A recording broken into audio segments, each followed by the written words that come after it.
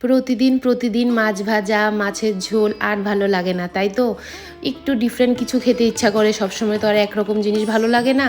তো মাছের আর কি ভ্যারাইটি হতে পারে, এক হলে মাছ ভাপা হতে পারে, নয়তো পাতুরি হতে পারে। তো আমরা সেকেন্ড অপশানটাই চুজ করলাম, আজ খাবো মাছের পাতুরি।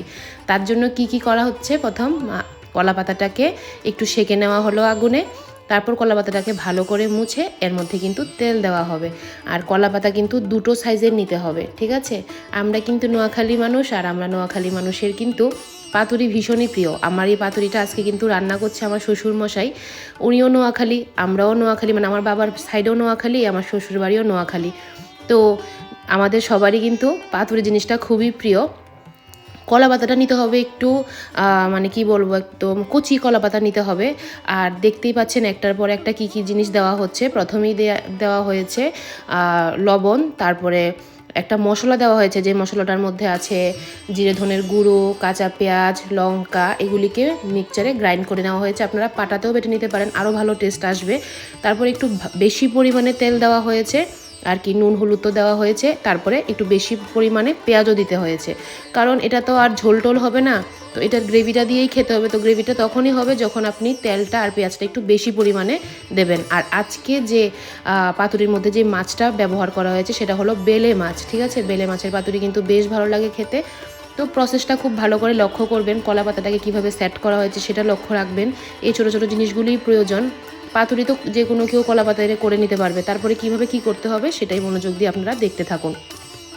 দুটো কলা পাতা নিয়েছে, আর কিভাবে কি ফোল্ড করছে, অনেকটা সময় লাগে কিন্তু এটা ফোল্ড করা হয়েছে, কারণ একটু এদিক সেদিক হলে কিন্তু পুরো মশলা বেরিয়ে যাবে, আর তাওয়াতে পুরো মশলা লেগে পুরো গন্ধ বেরিয়ে যাবে, সেটার কোনো স্বাদই নেই। আমরা যেভাবে পাতুরি করেছি দেখবেন এক ফোঁটা মশলা কিন্তু বাইরে বেরোয়নি। আর মশলা না বেরোনোর পিছনে কিন্তু একটাই রহস্য, যে কিভাবে পাতাটাকে মোড়া হয়েছে, অনেকটা সময় নিয়ে কিন্তু মোড়া হয়েছে, যাতে এক ফোঁটা মশলা এটার থেকে না বেরোয়। সবাই অনেক সময় সুতো দিয়ে দেখেছি বেঁধে দিয়ে দেন শেষের দিকে, কিন্তু না, আমরা সুতো ব্যবহার করেছি না কিছু, এইভাবেই আমরা দিয়ে দিয়েছি, কিন্তু এক ফোঁটা মশলা কিন্তু বেরোয়নি। যতটা মশলা ছিল সবটাই ভিতরেই ছিল। আর এই যে তাওয়া বসিয়ে দেওয়া হয়েছে, এবার এটার মধ্যে পাতুরিটা দিয়ে দেওয়া হবে। একদম লো ফ্লেমে দিতে হবে, এটা কিন্তু হাই ফ্লেমে দিলে হবে না, ভিতর পুড়ে যাবে আর মানে কাঁচা থেকে যাবে, ঠিক আছে? তো একদম লো ফ্লেমে দিয়ে এবার ঘরের বাকি কাজ আপনারা করুন, কোনো অসুবিধা নেই। তো এটাকে 20-25 মিনিট, আধ ঘন্টা লাগিয়ে হতে দিন, একদম লো ফ্লেমে হতে দিন, কোনো অসুবিধা নেই। তো এটা বসিয়ে দেওয়া হয়েছে, এবং এই দেখুন এই যে আগুনের তাপটাই এরকম করে থাকবে। আস্তে আস্তে সময়ের পরে কিন্তু আরেকটু কমিয়ে দিতে হবে, ঠিক আছে?